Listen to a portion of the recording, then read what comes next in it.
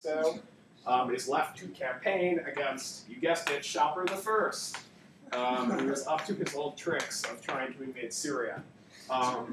The war doesn't really go all that well, and Gordian III's new Praetorian prefect, of course, has him killed. So that guy makes peace with Shopper and proclaims himself emperor. His name is, I want to say, Marcus Julius Philippus, but that's hard to say, so they call him Philip the Arab, because once again, he is not Roman, he is an Arab guy. Philip the Arab has one thing going for him, which is that he has the good fortune to happen to be emperor in 248, which is the anniversary of the 10th Saeculum of Rome, the 1000th anniversary of the founding of the city. So even though the empire doesn't have enough money to fight off people that are invading it, he has a really big party, gladiatorial games, people dancing through the streets, everything is going really well. That happens in 248. In 249, Philip is killed by his own soldiers. Keep soldiers around. Well, this is... have an army that you die at your because of your army. If you're gonna go out in style. This is actually a really good... Yes.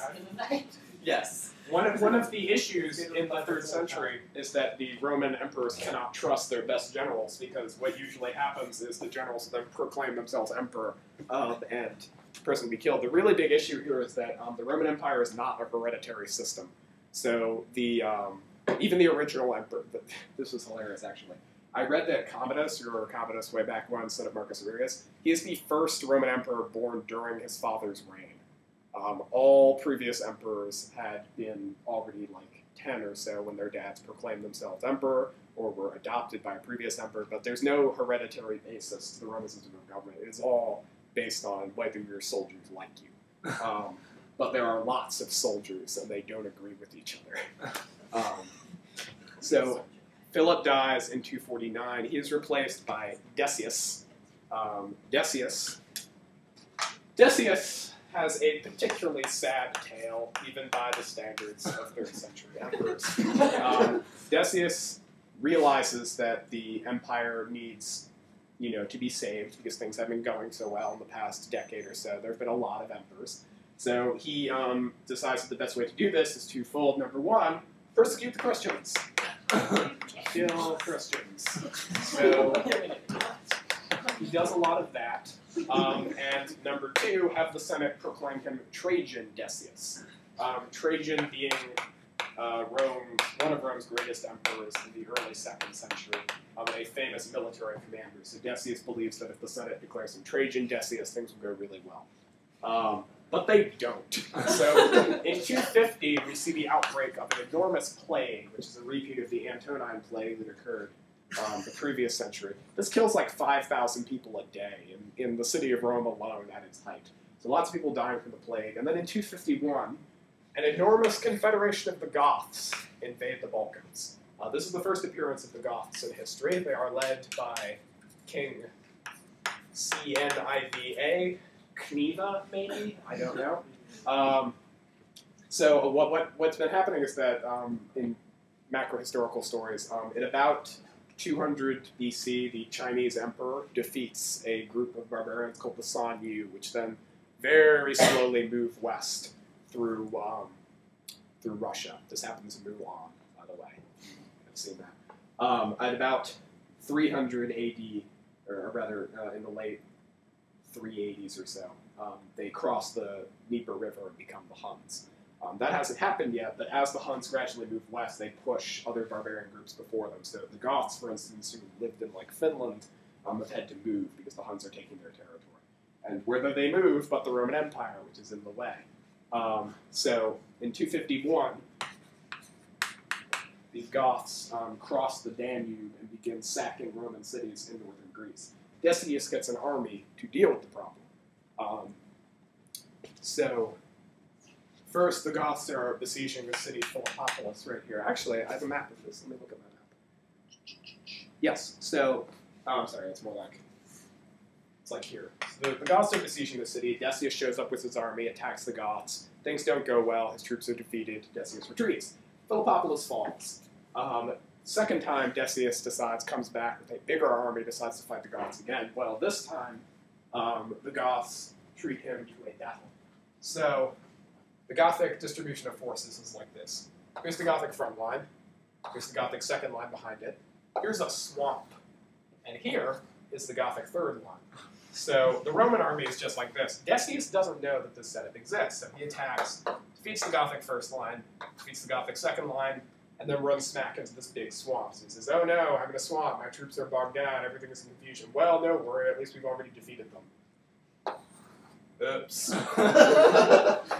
They kill him, his son and heir to the throne, and pretty much the entire army.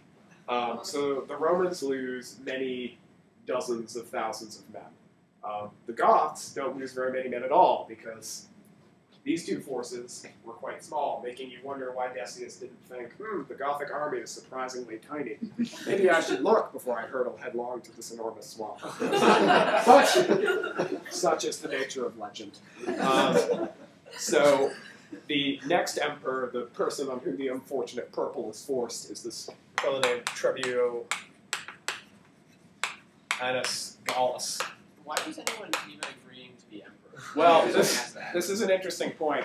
A lot of times your troops will come to you and say, you're emperor now. And you'll say, like, no, I don't want to be emperor. And then they'll take out their sword and say, yes, you do.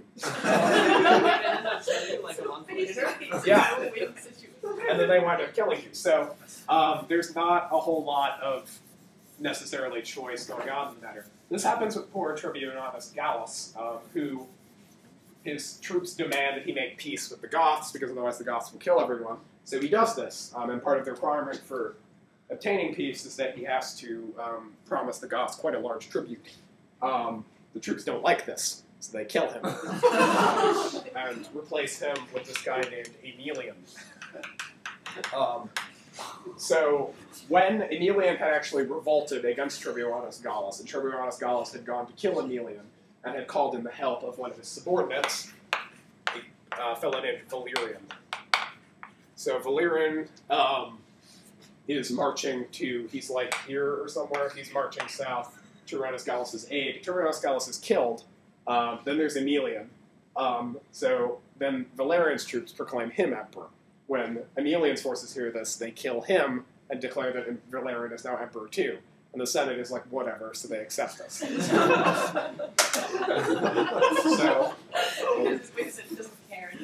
yeah. So Valerian is now emperor. In Valerian, the soldiers actually kind of blunder upon someone who is not only capable, but who is even better, a senator. So the Senate is, once they find out he is a senator, because they've never heard of him before, are pretty happy. So Valerian strikes upon an idea, A, to keep his soldiers from killing him, and B, to deal with the huge problems that are ensuing in the empire. Because while the Roman troops have been busy killing themselves, the Goths are back in action, invading Balkans. Shopper has invaded from the east, and there are like peasant revolts happening over here. So, and no one has been able to deal with this because they've been, there have been like 5 emperors in 3 years. So Valerian puts his son, Gallienus, who, unlike Gordian III, is more than 14. He's like 30, probably. They sort of divide authority in the empire between them, like this. Valerian is senior emperor. He commands in the east. He goes to deal with Shopper. Gallienus is supreme authority in the west. And this system works pretty well for about 7 years. Valerian is able to hold off Persian attacks in the east, and Gallienus does a pretty good job of fighting off the barbarians in the west. However, in about 258, 259, suddenly a big problem ensues, which is that the Rhine army, Gallienus is off in Italy doing something or other, probably putting out a revolt. And the Rhine army fights off a barbarian attack. The Rhine army then decides to proclaim its commander, Postumus. Postumus, the most unfortunate name of any emperor.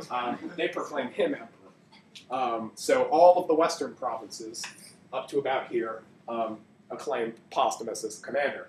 Gallienus finds out about this, runs to the Alps, and crosses over the Alps, fights a little battle with Postumus, doesn't succeed in killing him, doesn't succeed in his forces, and then retreats. And so they look at each other and they're like, well, you have your soldiers.